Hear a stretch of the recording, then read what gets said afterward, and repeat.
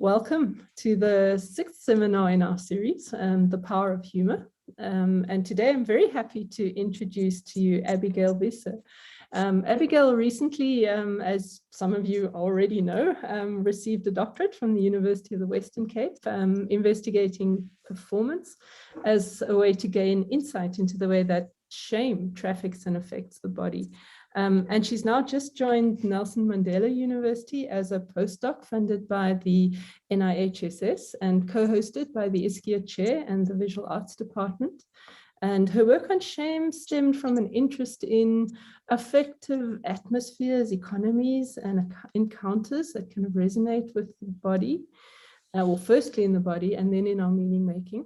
And this interest can be extended to the domain of humor. And Abigail will help us explore what she calls the performative politics of humor. Very interested to know what that might mean. So remembering that politics, the kind of the ethics of the polis and the community, has everything to do with our being in relation to others. And our being in relation to others is kind of predominantly and directly mediated by affect or emotions.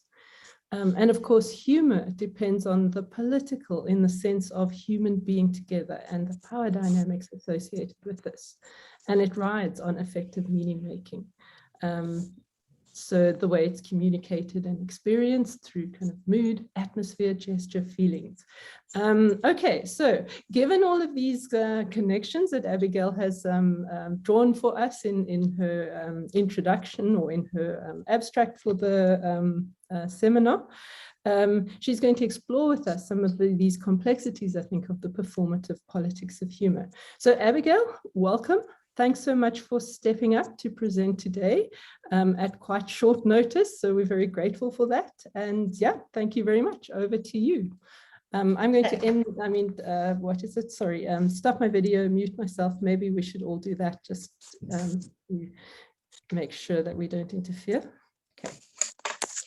So as Andrea mentioned, I didn't have much time to work on this paper. She asked me just before the long weekend if I would be willing to contribute to the seminar Power of Humour, and I could see that there were some crossovers in my own research and thinking.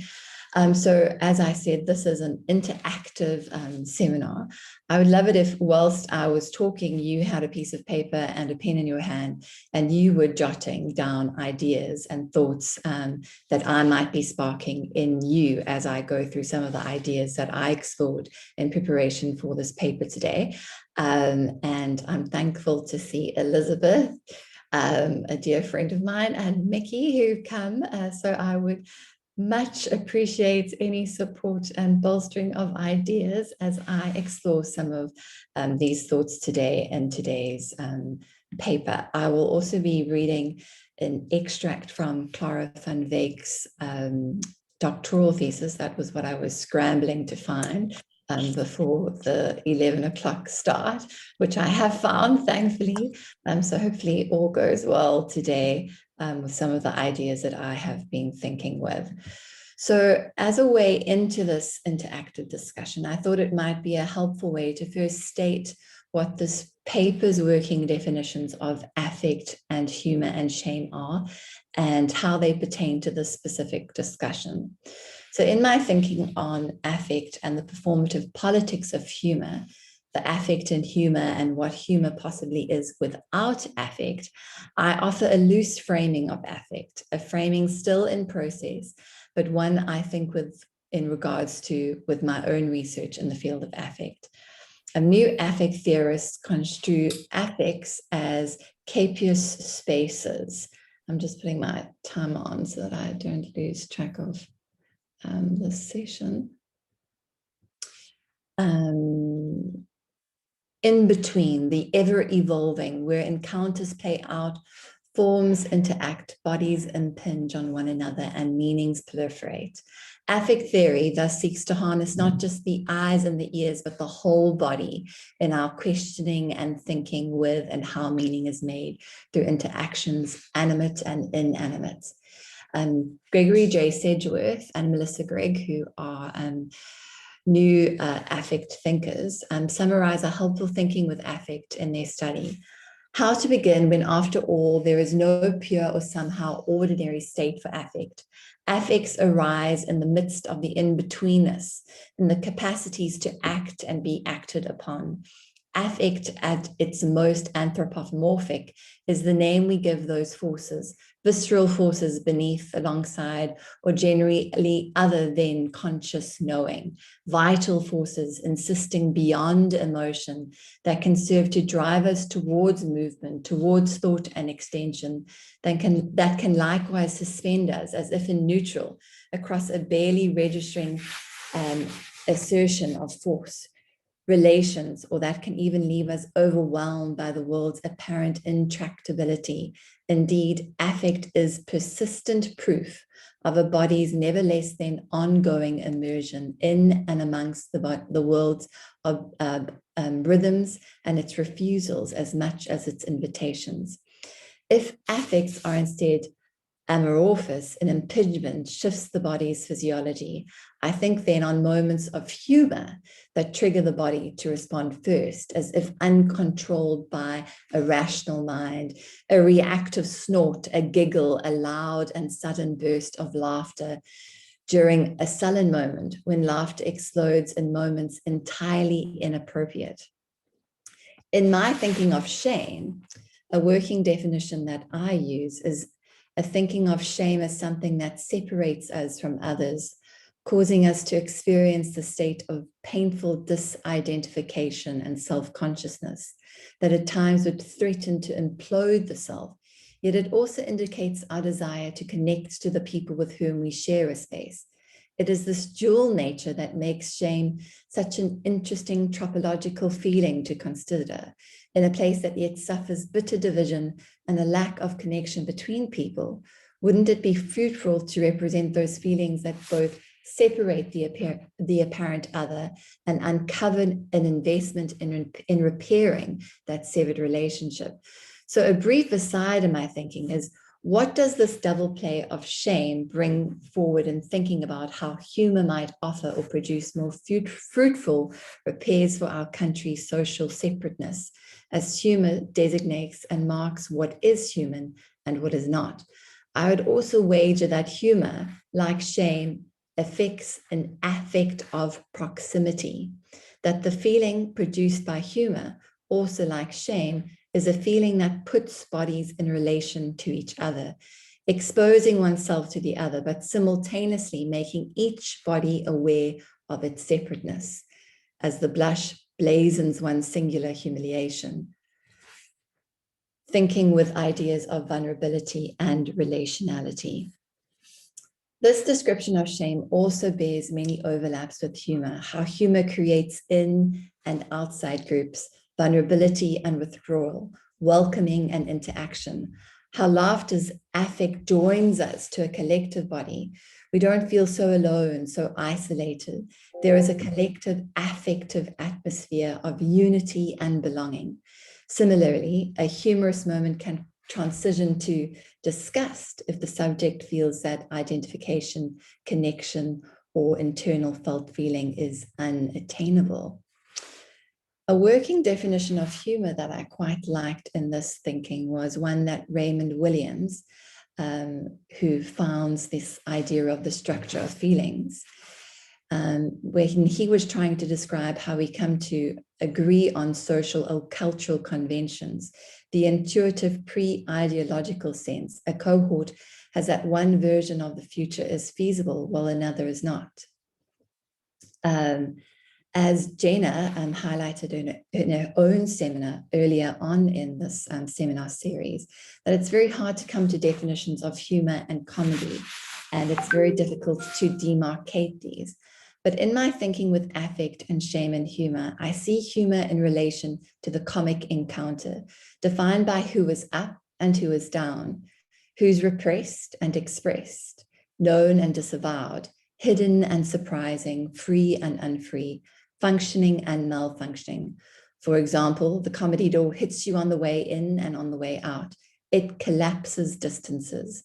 It laughs at impasses and other failures of movement. It forces displays of resilience, sometimes positively as repair, sometimes against better judgment as in satire. It merges cruelty and the genuine pleasure of being in union with something, a person, people, or a world. So this final point I want to draw our attention to again, and how this idea intersects with shame's affect, how humor is also a desire and the pleasure of being in union with something, but also what abjection arises in the unattainment of that attachment. Simon Critchley, in his book on humor, describes humor as an exemplary practice because it is a universal human activity that invites us to become philosophical spectators upon our lives. The extraordinary thing about humor is that it returns us to common sense by distancing us from its humor. By distancing us from it, humor familiarizes us with a common world through its miniature strategies of defamiliarization. What is interesting again here is how shame reminds us of our humanity and our desire to be in relation to the other. So too does humor remind us of what it is to be human, and at the same time, the limit of our humanity. Similarly, shame reminds us of our humanity and our desire for connection, and the painful felt feeling of shame. In this disconnection from fellow humans, we feel we experience shame.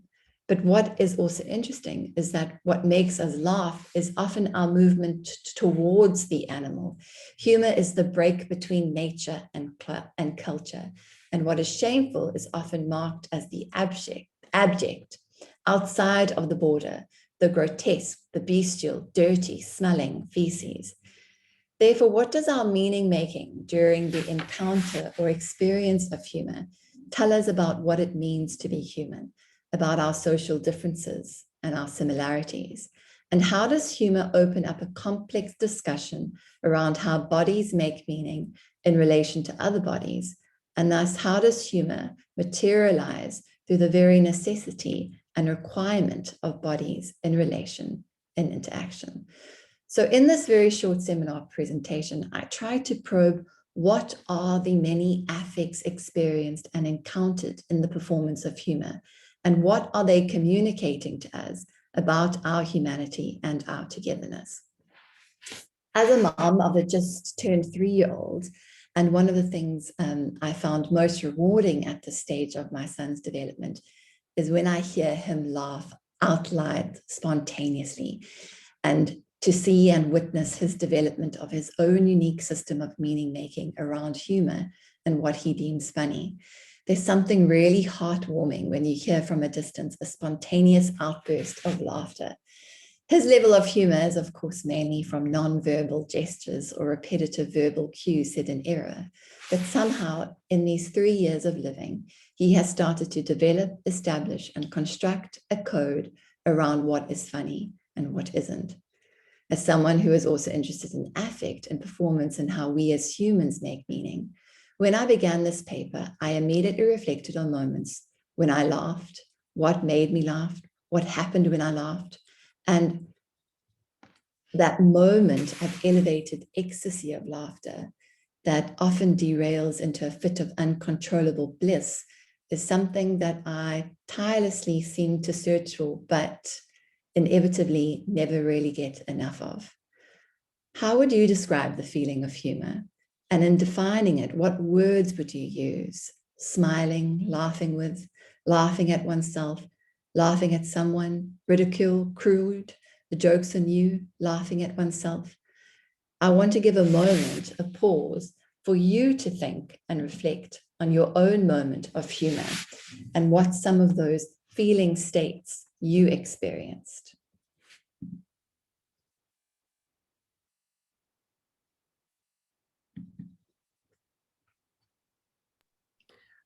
Thanks, Abby. Would you like to call on people to just I'll carry on, so you can just jot down those notes and then I'll carry on. Okay, great. All right. Again, in questioning the social performativity of humor, who gets to laugh? How much of class and social status is wrapped up in humor and thus positions of power? Who gets to laugh? How loudly can one laugh? How visually controlled or uncontrolled can the body be? What is deemed appropriate and inappropriate, and who gets to decide? Where often dry and witty humor resides for the benefits of the elite and powerful who remain in public, detached from physical outbursts caused by moments of humor. In addition to this thinking, what does this particular pulling of internal feelings regarding discussions around humor say about how specific political intentions are accomplished? Shifting our focus to rather think on what the pulling could be accomplishing in maintaining binaries and institutions of social oppression. Last year, I was particularly gripped by a local podcast documentary series titled My Only Story. As someone interested in shaming and how affective structures of shaming perpetuate and maintain systems of oppression, this particular documentary podcast tracked the inappropriate grooming relations of staff members at some of South Africa's elite schools. And when thinking about the interchange and intersection of shame's affect and the affect of humor, it was interesting to reflect back on this particular podcast. One of the grooming tactics in creating relations with young, vulnerable pupils in schools often deploys an element of inappropriate relations, which is covered and masked under humor, a culture that allows for inappropriate name calling and beatings. One of the practices that was practiced in one of these schools was group sort of lashings. And often in these circles, there's a lot of laughter and boisterous laughing at. During listening to this documentary series, I was sitting with my husband, who was also had been in boarding school since he was 6. And then also during his tertiary education, he was in a boarding school. And we reflected a lot about the masking of laughter that often happens in these very brutal initiation and rites of passages in schools. I recall how my husband spoke about his residence, and that if a child or a pupil was seen to have stepped out of line or broken one of the rules, there was a collective beating of the child, where the child could run through a tunnel formation, and each child only allowed using their hand to beat. They weren't allowed to use any prop. Was given the opportunity to hit the child whilst they passed through their legs. And often during this process, there was a very bizarre laughter and enjoyment, a crass humor affected by the pupils doing the hitting. And it was often seen as quite comical, jestful, and appropriate. And the only way in which the pupil who was experiencing the brutal beating could stop the hitting would be once they cried. So often the crying broke the boisterous, loud, and cheering atmosphere of laughter. This extremely shaming experience, often witnessed in these corporal punishment moments or initiation acts, where shaming is masked in an atmosphere of humor, play, jest, and laughter, I found really interesting in thinking about South Africa, about relations of power, how affective economies create absurd dichotomies between humor and shame. So what people interested in affect theory are often interested in is actually in understanding why we feel the way we do, and what this communicates to us about our humanity and our human interactions and connections with fellow humans, as a way to better understand the complex performance of humor and the affects at play during moments of humor being affected in exchanges between humans. I read an extract from Clara van Wyck's doctoral thesis.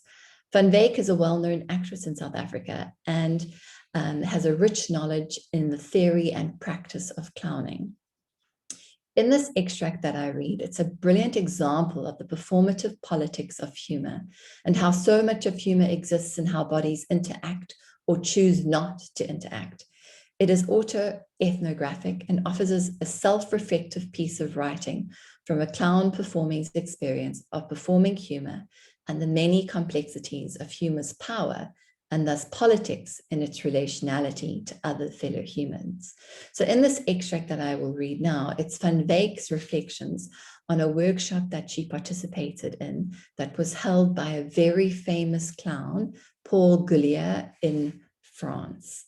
I am opening up her thesis now, and I will begin reading. And whilst I'm reading this, I want you to think about what specific affects are arousing, what performative politics are being spoken to in this extract, and what this offers us in understanding the performative politics of humor. When I woke up on the Monday morning of my last week with Philippe Gullier, I decided I could not get myself on the train to NIHSS to spend another day filled with embarrassment and dismissal. Gullier does not make it compulsory to attend class.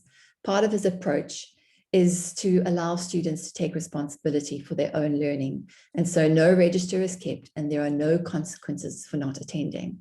I made up my mind to take a day off and walk around Paris, to think, I told myself. But now I had spent 2 weeks of École Philippe Gullier, but no more than 5 minutes on stage without being insulted or aggressively dismissed. I was not doing well. At the start of the workshop, the insults and rejection had felt relatively innocent and entertaining. I was able to remind myself this was part of the game, the flop, that I would eventually get there. I just needed to persist, to persevere, to try again. But now, as we were nearing the end, I had the distinct feeling that I was not going to improve. I spent the day in the small cafe watching YouTube videos, reading various books I'd brought along and making notes, trying anything to make sense of the process. I was determined to arrive at class the next day with a plan, to have improved, to stay just a bit longer, to receive even just a single not bad from Gullier that would indicate miracle improvement. I found some videos of clowns I thought were funny and practiced a new persona by copying some of their mannerisms. I also decided to work on the costume Gullier had suggested, the academic, a costume which I found rather unfunny. What could possibly be funny about it? Could he not have given me Bridget Bardot or a gorilla or something less boring? How was I supposed to make them laugh as an academic? Armed with some adjustments to my costume, a set of new gestures and a whole lot of theory on being stupid, ridiculous, finding pleasure and lightness, I arrived the next day believing I was better prepared for the last few days of the clown workshop. The result of my preparation was, oops, their ass boring. The worst thing Gullier had ever seen since World War II. It wasn't fun for me either. I did not understand. I had had enough. I wanted to go home. I was not a clown, and that was fine. I stopped volunteering to participate and withdrew from the process. Gullier did not seem to mind or even notice. I was convinced that he had something personally against me. I was determined to work hard in the group, to show them that I was dedicated and funny. I brought ideas and plans to every rehearsal, something I had watched, an adjustment to my costume, something I had seen someone else do that we could copy. We created a 10-minute entree in which we pretended to be incompetent circus performers, a presenter, an acrobat, a juggler, and a tiger trainer who kept messing up scenes of fighting with each other to get the spotlight. We planned to go up one by one to have the best chance of spending the most time on stage before being dismissed. For this same reason, it was decided that I would enter last. I now stand nervously behind the flats. I can hear the performances is going well, which makes me even more nervous to enter. The presenter calls, and now, ladies and gentlemen, we are welcoming to the circus from South Africa, the tiger trainer. Clap, everybody. Yes, clap. My heart is racing. I hold my breath and I run on stage, as if being forced into a burning building, desperate to be funny, to be liked, to be seen. I run frantically up and down, performing the rehearsed version of a tiger trainer who has lost her tiger. Have you seen my tiger? I lost my tiger. Tiger, tiger. I start looking underneath some of the audience members. It only lasts a few seconds, and then bang, the abrupt sound ends my frantic search and stops me in my tracks. I'm not surprised. It felt agonizing to perform, so I can only imagine what it must have looked like. Gulia is silent. Everyone's eyes are on me. I look down, despite the invitation to try something else. They wait for me to respond. The blood rushes to my head. I fall on the floor and kick my legs in the air, desperate to do anything else. I get up and sing opera. I run to the wall and bang my head against it. Nothing works, no laughter. Embarrassing, weird, and horrible, Gulia shouts. I cannot look at them. I surrender. Gulia gives his final drum beat, and I move a step forward, ready to sit down at the back of the audience and never to look up at them again, to go and pack my bags at the yogurt-smelling Airbnb and leave for a safer place, for home. Bang! I am still on stage. The other students are trying to save us, me, by going back to something they had done before, which had received laughter. Sophie tries to eat another banana with the peel on, a highlight of the day, and Paul tries to go back to playing golf with a toothbrush to divert the attention. But it's too late. No laughter. I stand looking at my feet, unarmored. The other performers come to stand next to me. Silently, we await our punishment. I'm sorry, I whisper. Gulia is silent for a few moments and then asks the audience what they thought of each of our performances by pointing to us individually with his drumsticks. Starting with the aerialist, he prompts, "Did we like her?" The audience laughs and nods. He moves over to the acrobat. And before he can even ask whether they liked her, everyone bursts out laughing. She drops her handbag again, and as she had in the performance, and everyone laughs so much she repeats it 3 times. Gulia then points his stick at me. Deafening silence. Gulia begins, "Oh, the tiger tamer from Africa." Do we say, "Oh, I love the tiger tamer from Africa"? Or do we say, "I want to cook her in the strongest acid we can find until her eyes pop out so we can sell them on the black market"?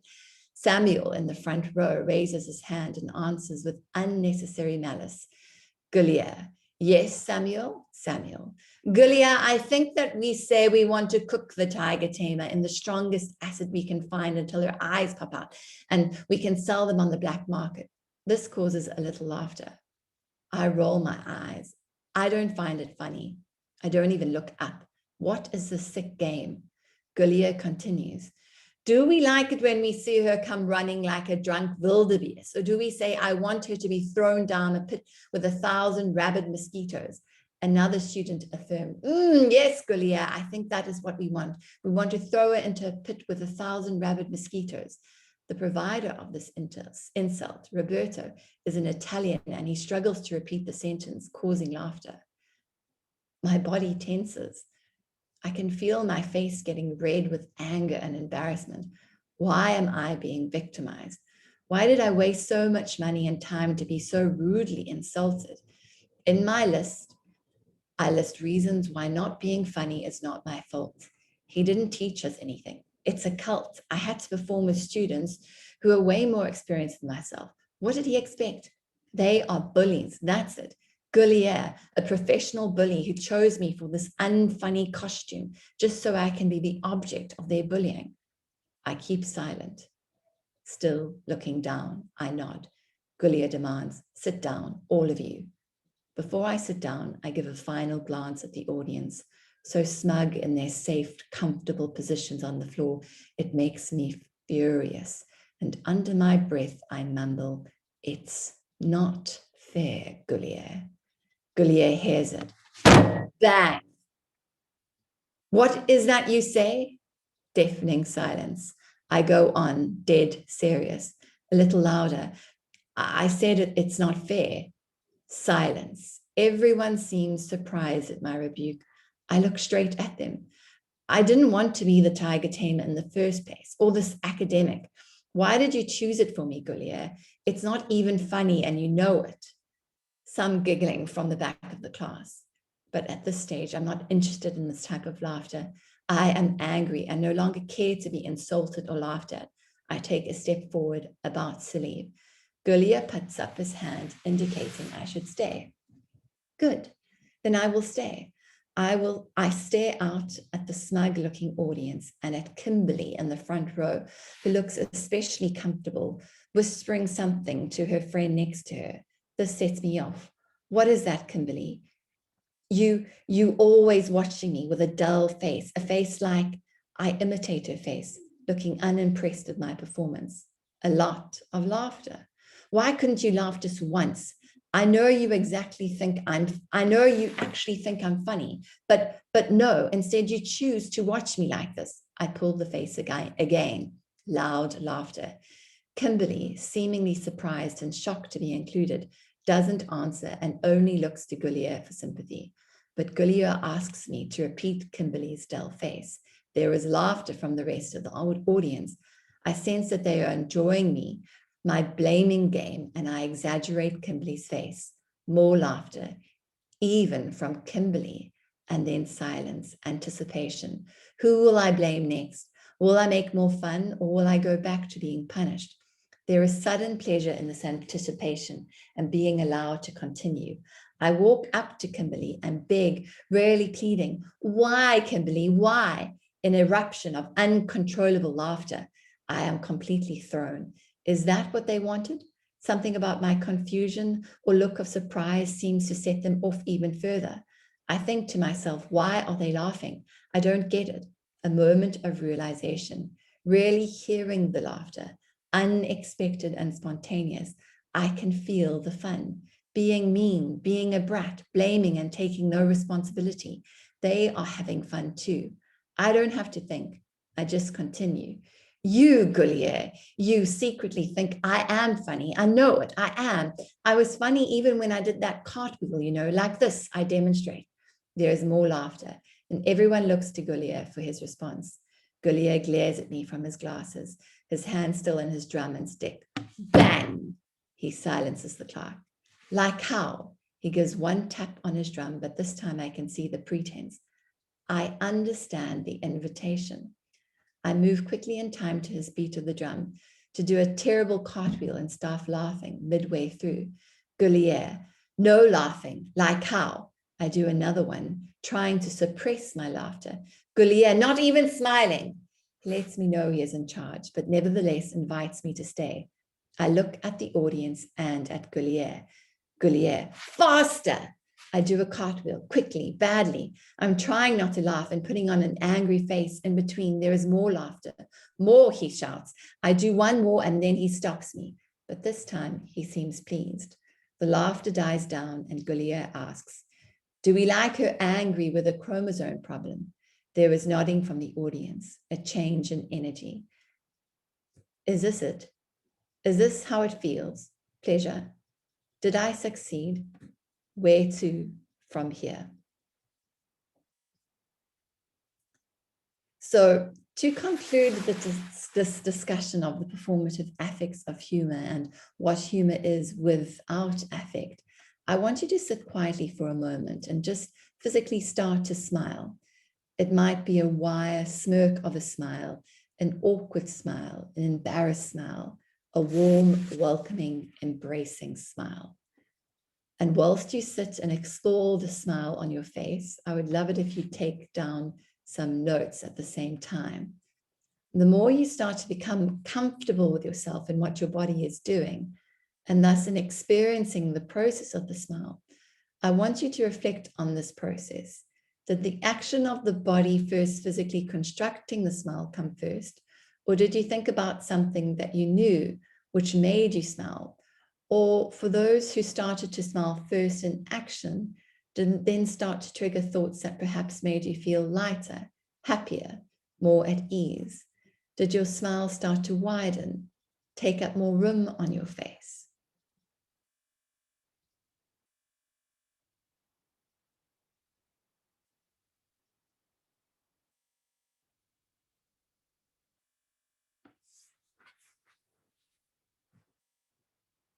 In Critchley's book on humor, he says, "For me, it is the smile, deriding the having and the not having, the pleasure and the pain, the sublimity and suffering of the human situation that is the essence of humor. This is the risus purus, the highest laugh, the laugh that laughs at the laugh, that laughs at that which is unhappy, the mirthless laugh of the epigraph to this book. Yet the smile does not bring unhappiness, but rather elevation and liberation, the lucidity of consolation. This is why melancholy animals that we are, human beings are also the most cheerful. We smile and found ourselves ridiculous. Our richness is our greatness." So in conclusion, I hope this explorative approach to humor's performative politics and the role of affect in humor has hopefully opened you up to considering different ways of knowing and thinking with and through the power of humor. As Victor Borg states, laughter is the shortest distance between two people.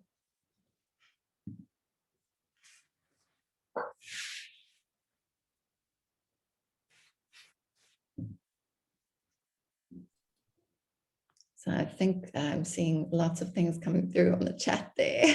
Yes. Thanks very much, Abigail.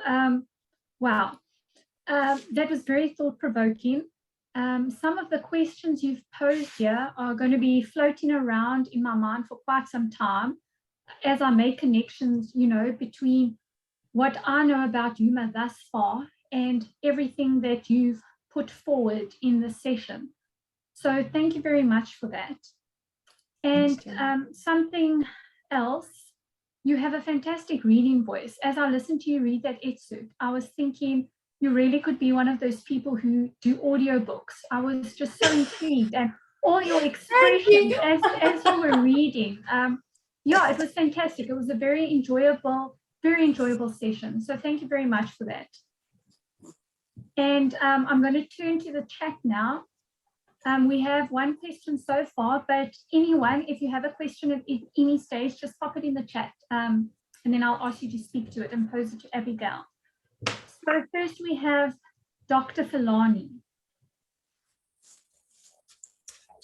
Is it in the chat? Are you reading from the chat there, Jenna? Sorry. Yes, I am, but normally we just ask the questions. If anyone's posed a question, you can just go ahead and ask Abigail directly. Yeah, thank you for the wonderful presentation. I have already put my questions on the chat.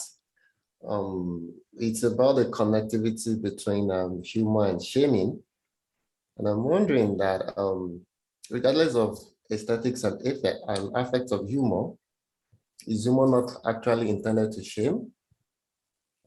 That's one. And if humor is closely connected with shaming, on what basis should we continue to perpetuate the performance of shaming through humor? And then that takes me to my last question, which is on ethical concerns. And is humor ethical?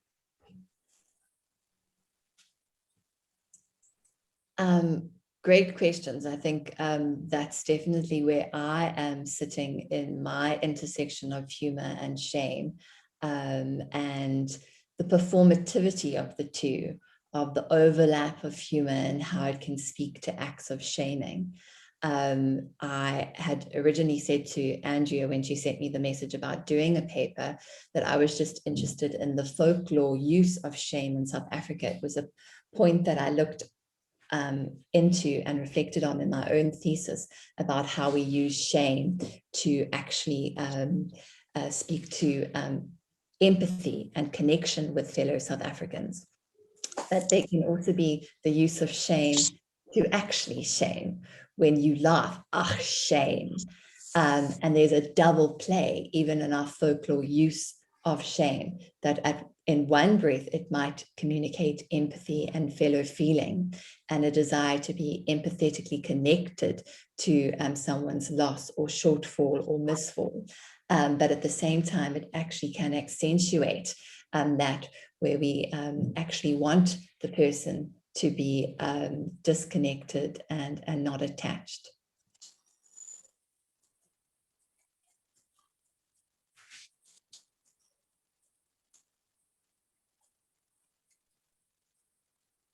Are you happy with that, Dr. Fulani? Is there anything else you would like to add or to ask in response to Abigail's answer? Well, I'm fine. I'm fine. I think it's something we cannot all solve immediately. It's going to be a thought process, and we keep learning more about the intersection between shaming and humor. I recall that in one of the last presentations, we had something similar to that on whether should they censor stand-up comedians, you know, and all of that. So well, I just guess it's an ongoing discourse. We will never be able to end. Thanks very much, Dr. Fulani. We're looking forward to your presentation coming up soon. Abigail, I had a question, but you answered it because it was very similar to Dr. Fulani's, and in your answer, you answered my question. So I'm going to skip over my question and go straight to Gary.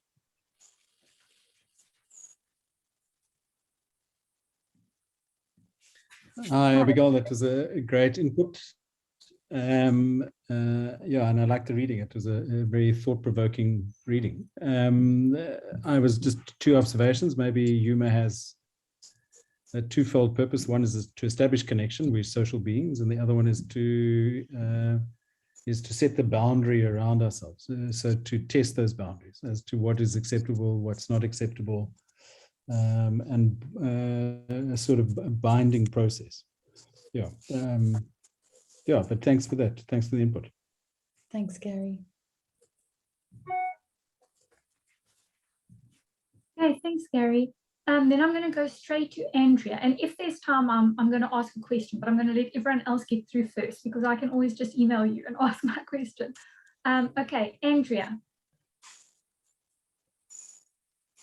Hi, sorry, forgot I was muted. So I'm pretty curious, as I said, about those examples because they were horrific. That combination between the pupil getting beaten and people laughing, I found that traumatic in a way to listen to. It made me feel very sort of ill almost. So it was a kind of a sickening, nauseating kind of feeling that I had when you were speaking about that. There didn't seem to be any humor in it and all just horror. And in a way, the same sort of with the clown. It was just like, it just felt terrible. And the necessity for her to kind of go through that pain in order to come to a point where people were laughing just seemed awful. So then when you afterwards you said, well, you know, smile, and I didn't feel lighthearted at all. I just felt depressed. And so I was kind of wondering about this connection that you seem to be very strong on, is this connection between laughter and pain. It seems like there's a knife edge there that you're walking on, and this applies to all sorts of binaries. So that it's not exactly a question, but I'd kind of like you to talk a bit more about that effect, those two effects, that sort of laughter and pain. It's really hard to get your mind around the two. They do work together, but why and how? Okay. I mean, I think I share similarly the feelings that you experienced. I mean, that was exactly what I felt when I thought about the noise that surrounds these beatings and this laughter and this sort of jovial comic, that this is actually funny at what is at play in these sort of collective beatings that happen. And then again, when I read Clara van Wyck's very detailed self-reflection on her own experiences in these clowning workshops that she participated in. And I felt that example definitely gave us a different awareness of the clown and the experience of the clown. And I think that is what thinking, you know, trying to think in other ways of knowing that humor is not always experienced in this lightness, in this escapist space that actually benefits us that there is this tension between the two with deep pain and the melancholy of the clown. I mean, there's all these kind of images of the melancholic clown, and actually as the sad, lonely, isolated, rejected soul. And yet there's this double play of how we find humor and laughter and jest in these moments. And for me, like I said in the presentation, affect is about getting us to think about what it means to be human. What is our humanity, and what do these things communicate to us about our humanity and our human relations and interactions with other humans? And that we are complex beings, and that these ideas are complicated, and that they're not so simple. And I don't think many people would necessarily think of humor and shame in relation to one another. Yeah, thanks. Maybe that was, yeah, and it doesn't make one feel good about humanity, I don't think, but yeah, but thanks very much. Yeah. Okay, Abigail, I'm going to call on Tricia. Tricia, this is your first time at our seminar. Welcome. I hope you're enjoying it thus far. You didn't quite pose a question in the chat box, but you did make a comment. So I just want to ask if you'd like to speak to that in relation to what Abigail's spoken about today. Hi, everyone. I hope, are you hearing me? Yes. Yes. So I'm from Mauritius, so I really listen to French politics and all those things. And when you were saying about Paris and all, I think that joke was really a little bit dark humor for me, because I was not laughing at it, but it was like I felt she was humiliated, and that was not so nice. So I kind of find it difficult to also express humor without harming someone, and yeah, and it's kind of confusing sometimes. So yeah, because my humor is really, if I fall down, I'll laugh at it, but this scenario was a little bit different. So yeah, but it's nice to know. No, lovely thoughts and reflections on the piece. Thanks, Tricia. Thanks very much. I hope you'll join us next week. Same time, different presenter. That'll be very exciting. I think you'll enjoy it. A lot of different aspects of humor that will be coming up. Then I've got Glenn here.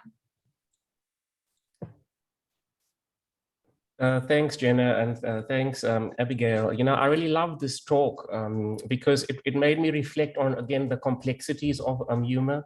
And I'm also interested in the performativity of humor and the idea of affect and arousal. And you had this wonderful line in your talk where you said, you know, affect is looking at how things make us feel. And I definitely fully agree with that. And in that beautiful reading which you did, about the clown performer trying to get the audience to respond, and hearing from Andrea and from you how you sort of relate or resonate to the humiliation of the autoethnographic writer in that moment.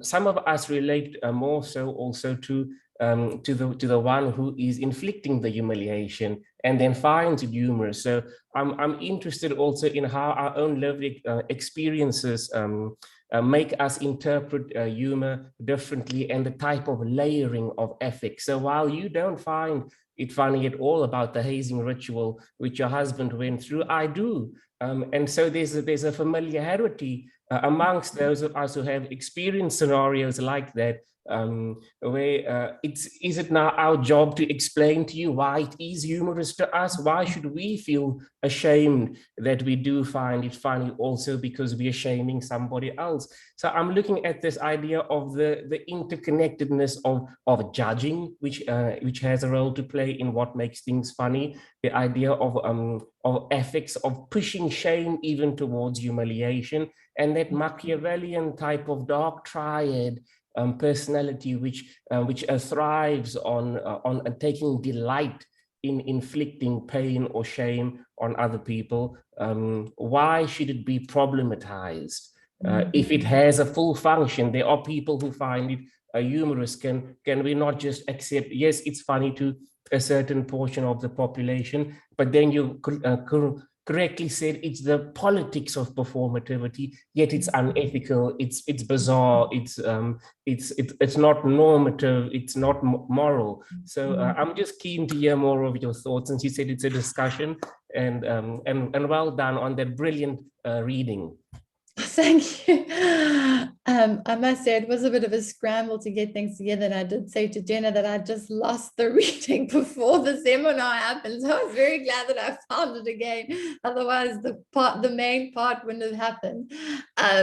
But I think that was also why I wanted you all to sort of jot down and take notes whilst the presentation was happening.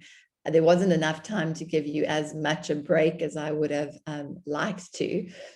Just because of the time caps on the presentation. But that's exactly the point that you're making, Glenn, is that we all are actually experiencing our own meaning making in regards to humor. And yes, there is a code and there's a structure of cultural coding around humor and linguistical coding around humor. But we also, as individuals, create our humor. And there might be humor that's created in collective groups in specific spaces and times. And I mean, when I speak to my husband about his hazing antics at residence life, it was extremely humorous for them when they were the ones hazing the grade 8s or hazing the first years at varsity. They found it absolutely hilarious. But for the first year who was locked in the room and having their room gassed out with smoke and seeing fire above their window, it was extremely terrifying. And these are not malicious people. These are not students who, want to inflict pain or harm on people. They would, consider themselves ethical, upstanding citizens, citizen builders, nation builders, and yet they play out in different ways at different times. And I think that is what I have been so interested in affect in, is about this opening up in all types of thinking. What does affect bring to that space of thinking? And that it doesn't, allow for safe constructs and safe boundaries. And it sort of makes us question a lot about our humanity and what is the essence of our humanity and what does it mean to be human. But lovely, lovely thoughts, Glenn. Thanks so much. Yeah, thanks very much, Glenn. Abigail, I've got one more question for you. I'm not sure if it's a question or if it's just something Elizabeth wants to speak to that she brought up, and I do agree with her. So Elizabeth, if you just want to unmute and then speak to your thoughts. Hello, hello, Abby. Nice to see you. Nice to thank you for your talk and for being able to join in. Okay, I'm not muted. Actually, yes, it's just something on the note while you were talking about pain and humor that, like, for instance, I think Jim Carrey admitted to suffering from depression. And I think that's also when you mentioned the sad clown, that like humor comedy is something maybe as an offering, as an act of compassion towards others. However, what I actually wanted maybe to mention, also while these periods of reflection that you offered us during your talk, was a thought I had in regards to, because of the infectiousness of laughter, that even though you don't find anything funny, but if you listen to someone laugh, you get like infected by it and you have to start laughing with this person. So this sense, I'm just thinking about it now, is the sense of immunity and infectionness, in sense of laughter and humor, maybe also being immune to certain forms of humor, and also maybe in relation to shame, being in, I don't know, in the sense of being, can you be similarly infected by the shame as you can be with laughter or humor, or can you like, or immunity to shame, where you may be actually thrown into feeling shame, but you just don't. I don't know, that's just some thoughts that I had while listening to your talk, and I thought maybe I bring it up as an idea. That's it. So not really a question. I think that's also a lovely just sort of return point to some of the things that I was trying to bring up in the paper, was also about at the end when I said, did the smile come first or did the thought preclude the smile? And by just smiling, what did the act of smiling do to your body? How did you feel when you smile, when you put a smile on your face, that you might not even cognitively be thinking something, but the gestural movement of your lips into a smile and that muscle movement, what it triggers in your body, that there is something in the sound of laughter. And that's why I bring up the anecdotal touch on my son. Only recently at the beginning of this year has he spontaneously started to laugh in relation to things. He's never laughed like that before. And this kind of awareness of him making that meaning, and how that is infectious, that there's something that we respond to. I don't need to know what he's laughing about. I don't need to see the same thing, but I in turn feel a sense of laughter, a sense of wanting to laugh with him, wanting to be happy with him.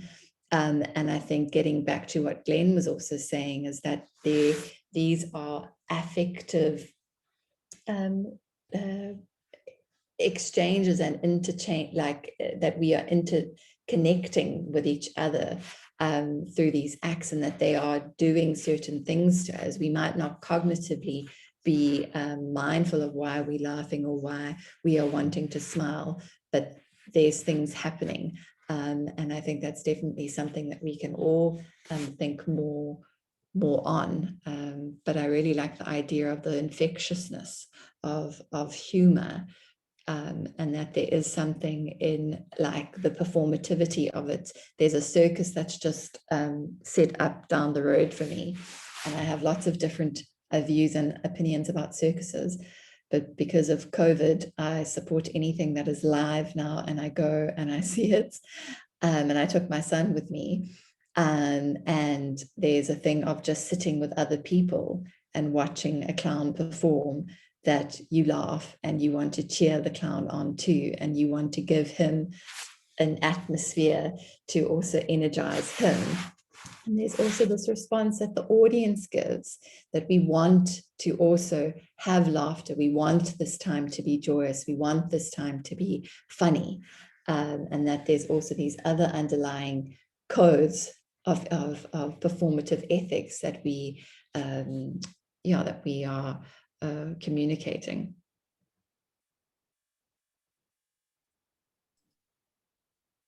Thanks very much, Abigail. I'm going to hand over to Andrea now, who's going to end the session for us and tell us what will be coming up in our seminar next week, Friday. Thanks, Jenna. And Abigail, thanks so much. It was really fascinating. There's so many more things, as always, that I want to chatter on about for the rest of the day, but I'll be thinking about them. So thank you very much. It was, very Thank you, exciting. Jenna and Andrea, for giving me the moment. Thank you. And next week, we're kind of going to continue in a way the theme of performance, because we'll be chatting to Mike van Graan, who's a well-known South African playwright and activist, and he'll be reflecting on humor, hunger, and humanity, again, in the context of theatre making. So I'm hoping that quite a lot of the questions that we've started to generate here will come up again in you know, as we go along. So yes, looking forward to next week. And again, Abigail, thank you. It was really very, you know, enlivening seminar. And yeah, I will say goodbye to everybody. The horrible moment has come, and yeah, have a happy weekend, and hopefully a laughing weekend. Okay. I'm going to try it. Bye. Thank you, everyone. Yeah. Thank you. Everyone.